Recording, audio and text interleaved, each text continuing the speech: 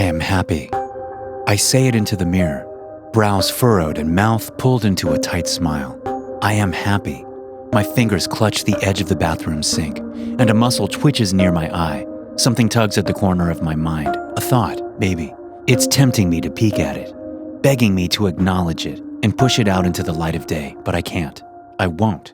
My mother calls me from the kitchen. Are you ready for school? Yes, I call back. I am. I take another few moments to stare at myself. I burn the image of how happy I am into my memory, just in case I start to forget. It's a big day, after all. The car chokes and sputters as it makes its way to school. I'm in 10th grade, and I have no idea what I want to do with my life. But I know that's okay. It's normal. Nobody does. Except for Maggie Toller and Suki Raj, and David Cho and Adam Wallace. They're going to be doctors and engineers and carpenters and drug dealers. They're going to be happy. We pull into the school parking lot. The van spits out a plume of smoke the size of Jupiter. Once the pollution clears, I open the door and look out over a sea of faces. Some of them are staring back at me. Some of them are snickering. One of them is Maggie Toller, and she's waving, all red curls and dimples, so I wave back. My stomach does a front flip.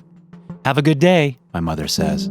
I look her way, and her face lights up with an expression that resembles a smile, but it's not. There's not enough play in her cheeks. She forgets to engage her eyes. I will, I reply. I use the same smile that I practiced earlier. It's much better. When I look back to the steps, Maggie is gone, and my stomach settles. I lurch out of the car. Honey, my mother says. She reaches a hand toward me, but stops short, as if she's worried I might snap at her or bite it off. She stares at me. Things will get better for us, you know? I close the door. The car leaves, backfiring as my mother runs the stop sign and nearly collides with an oncoming pickup truck. It's okay, though. Nobody is hurt. I am happy. The mutters follow me to my first period English class. The voices are hushed, but loud enough that I can hear them. It's intentional. It's by design. Walks like a goof. Saw him staring at Maggie's ass. Smells like a dead animal. We'll get him after school. I listen to Mr. Yu discuss the significance of metaphor in literature. He spends the hour comparing Animal Farm to Twilight and demanding why we waste our time reading the latter. He says it's dumbing us down. He says it's a problem. I've never read Twilight, but I smile and nod all the same. He asks me to define the word metaphor, and I do my best, but I get the answer wrong. Somebody laughs. Why wasn't I listening earlier, I wonder? What's wrong with me? What a dumbass. I am happy. At lunch, I get a table to myself. It's good because it means I have personal space to come up with 10 different metaphors for Mr. Yu. The cafeteria is loud, too loud. I try to focus on my paper and pen, and I scratch down my favorite metaphor to get started. It's raining cats and dogs. I look at it and smile. It makes me think of my sister before the horror took her. I wonder if it will take my mother too. The other examples don't come easily for me. My eyes scan the definition of the word over and over, but my mind draws a blank. I can't think. I can't focus. I wonder where Maggie is sitting today. A folded piece of paper lands on the table in front of me. I look up to see where it came from, to see who dropped it, but I can't tell. There are too many people moving around, too many faces swimming, and too many voices drowning my concentration. I open it. There's something written on the inside, hastily scribbled and messy. It says, "You're dead," in pencil gray. A stickman is lying beneath the words, surrounded by 3 other stickmen. They're stepping on him, kicking him. Red pen strokes paint the page haphazardly, trailing from the crying man on the ground. I look closer. The other stickmen are smiling. They're happy. Something pulls at the edge of my thoughts. I ignore it. The bell rings, and school is over. I gather my things and pull my backpack up and over my shoulder. It's heavy and awkward. It takes me 3 tries to get it right. Today is a big day. I make my way from the school grounds, over the hill that leads to the forest path that runs along the little creek. I make my way home. My arms are tired by the time I get over the hill, but that's okay. It just means I'm getting stronger. All the work I've been doing in the forest is going to pay off.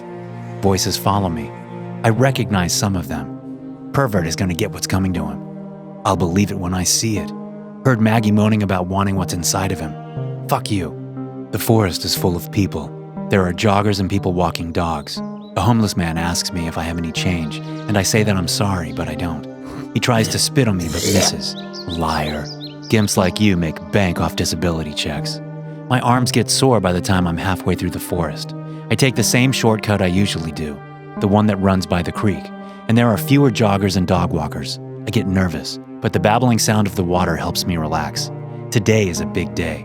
I'll kill him. Watch me. Yeah, right. He'll be fucking Maggie before you ever get the balls to. We've only been dating 2 weeks, I'll fuck her. Not before him. Footsteps approach from behind. It sounds like 3 people and 1 more in the distance. I don't see them, but I know them. I know their smiles. I know they're happy. A fist connects with the back of my head and I fall forward, losing control of my crutches. My face smashes against the pavement and my vision swims as pain explodes across my cheek. I taste something in my mouth, blood. I try to push myself up, but my legs aren't cooperating. They're hardly moving. They're useless. Crippled fuck, a voice shouts. It's Adam Wallace. He's working himself up. You thought I'd let you get away with staring holes in my girlfriend's ass? I try to say something, but a foot steps on my backpack and I'm pressed to the ground. The wind's knocked out of me. I can't breathe. Shoes connect with my face, one after the other. There's laughter in the air. A sneaker finds my nose and there's a crunching sound. And suddenly I can't stop screaming as warm fluid spills down my face, cascading over my lips. I sputter and whimper. My eyes well up. Somebody will see us. Hands grab my limp legs. I'm being dragged backward, off of the cement path and deeper into the forest. I call out, and somebody stuffs a ball of cloth into my mouth. It reeks. It tastes like sweat and filth. Bet you wish that was Maggie's panties, you perverted shit stain. I close my eyes. I try to smile. I am happy. I am happy. Tears slip down my cheeks, and something tugs at the edge of my thoughts. I ignore it. I have to. It takes 10 minutes to get where we're going. The skin on my elbows is split and torn, caught on too many rocks and roots. They let my limp legs drop with a dull thud. I'm hyperventilating. It's hard to breathe with a jockstrap in my mouth and a broken nose. There's death in the air. I'm rolled onto my back, and I feel my backpack shift against my spine. It's uncomfortable, but not half as uncomfortable as Adam Wallace wrapping his hands around my neck and strangling me. He's actually doing it. I thought he was just fucking around. The trees above me fade with the air in my lungs. I gasp and sputter, but there's no air to breathe, and I'm not strong enough to pry his hands from my throat. He leans in close, his lips pressed to my ear. You think I'm gonna let you cuck me? He asks, and his voice is dipped in cyanide. I warned you to stay the hell away from her. Taking too long. Use this. I hear the sound of a switchblade opening. The hands around my neck let go, and I take in a lungful of air. My heart hammers in my chest. I try to move, instinctively, and crawl away, but somebody grabs me by my backpack and drags me back. There's something in there. Open it. 4 arms wrestle the backpack off of me, and I groan in agony as somebody presses my broken nose into the dirt. I protest, but it's muffled by soil. Nobody hears it. Nobody cares. I hear my knapsack's zipper being undone, and my pain is washed away and replaced with terror. My body seizes. I forget to breathe. The moment lasts a lifetime. I know their words before they ever speak them. What the fuck? I hear the sound of a backpack hitting the forest floor and things spilling out of it. I hear gagging, retching. I hear footsteps stumbling backward. Soon, their shock will be replaced with anger. Rage. Something tears at my mind. It's crashing against it, demanding its time in the light and roaring at me to stop being such a coward and do something about this. I slam my eyes shut. I can't. I won't. I am happy. Filled with dead animals. He's a fucking psychopath. Hands grip the front of my t-shirt and pull me up from the ground. They're shouting about the dead squirrel and the dead rat and the dead cat in my bag. A fist connects with my face. Blood hits the ground. Another fist. More blood. Whose cat did you kill, freak? I'm gonna hurl. I open my mouth, and I don't care anymore. The words come out like a broken dam. It feels good. It feels overdue. Offerings, I sputter. They're offerings. He's lost it. Offerings for what? I smile, and my teeth are slick with my own blood. Offerings to cure me. Adam Wallace raises the switchblade, pressing the cold steel against my throat. I close my eyes. Something riots inside of me, throbbing against my skull. I push it back. Death is in the air. Rough hands grip my hair, and I wince as they lurch my head roughly to the side. Adam's voice is beside me. It's up against my ear. Offerings, huh? You think you're some kind of fucking witch, Hermione Granger? No, I say. Something shifts in the trees behind Adam and his friends, and a figure steps out from the brush. I recognize them. They've been following us since we left the school. Suki recognizes them too. He tries to step in front of Adam and me, block us from view. Words fall out of his mouth. He's giving her an explanation, maybe. A reason things aren't as bad as they seem. He's interrupted by a horrible, wet-sounding jab, then another. There's a series of 4 slick rips, like a pen tearing through paper or a knife cutting into skin. A gasp. Jesus Christ, Maggie! Adam clambers off of me. What's wrong with you? She fucking killed him, Adam. Suki falls to the ground. I close my eyes. I am happy. Warm piss soaks the dirt beneath me, and my limbs tremor with anxiety. I am happy. There's the sound of panicked feet, but it's going in the wrong direction. It's running away from me. The person's muttering and whimpering, and I think it sounds like Adam Wallace, but I can't be sure. Somebody else is struggling now. Two voices dance together on my left, just past my vision. A boy and a girl. It's David Cho and Maggie. They're grunting a symphony of dying breaths. I hear dirt shift and leaves crack beneath stirring footsteps, and the smack of limbs grasping limbs. There's another wet jab, and a body drops. David asks, "Why?" Another slick rip. The knife's tearing into him over and over, and he keeps asking why. "Why are you doing this?" he cries. "Why me, Maggie?" I hear his skin split twice more, and the questions stop. A girl steps into view, standing above me.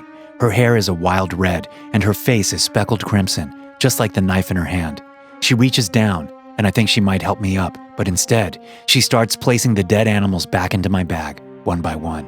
"You forgot the rabbit," she says, and her voice is colder than winter. Her eyes appraise me, but they're missing something. They're empty. "That demon will kill you, you know, just like it killed your sister, and just like it'll kill your mother too, unless you give it to me first." "I know," I say. "I'm trying to." She pouts her lips, folds her arms. A doll hangs from her neck, and it's dressed in pins and needles, and it looks like me. "I told you 3 offerings, didn't I?" She looks around. "I count 2 and a bag of roadkill." "Adam." I have to roll over so I don't choke on the blood spilling into my throat from my broken nose. "I can't," I cough. "I can't catch him on crutches." "Then don't," she says with a sneer. Something tugs at my mind. I close my eyes. I clench my fists. I want to scream and lose control, but I can't because if that happens, then I'm not happy anymore. People I love will die. They always do.